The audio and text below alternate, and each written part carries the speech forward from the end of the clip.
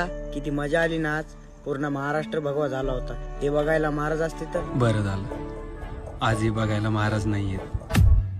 किती थाटात जयंती साजरी करतो ना आपण. रॅली काढतो, डीजे लावतो, डीजे समोर नाचतो, धिंगाणा करतो, जल्लोष करतो, दारू पितो, गाडीवर झेंडा, झेंड्यावर महाराजाची प्रतिमा आणि ती गाडी महाराजाच्या स्मारकासमोर कमी, गर्लफ्रेंडच्या घरासमोरून जास्त फिरवतो. 19 फेब्रुवारीला गळ्यात असणारा भगवा रुमाल, अरे डोलाने फडकणारा भगवा झेंडा दुसऱ्या दिवशी रोडवर पडलेला दिसतो. अरे अख्ख्या महाराष्ट्राच्या बापाची जयंती होती आणि आपण गाणे कोणते लावतो? बाई वाड्यावर या.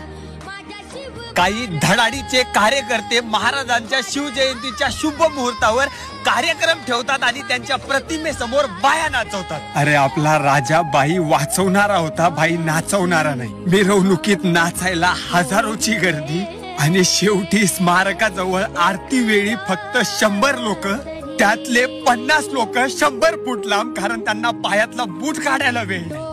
लाजा वाटल्या पाहिजे. आज महाराज असते ना, अशा दिखाव्या करणाऱ्या लोकांचे आधी मुंडके छाटले असते. कित्येक जणाला हातपाय तोडून चौरंग बनवलं असतं, कित्येक जणाला हत्तीच्या पायी दिला असतं, कित्येक जणाला रायगडावरचा तो टकमक टोक दाखवला असता.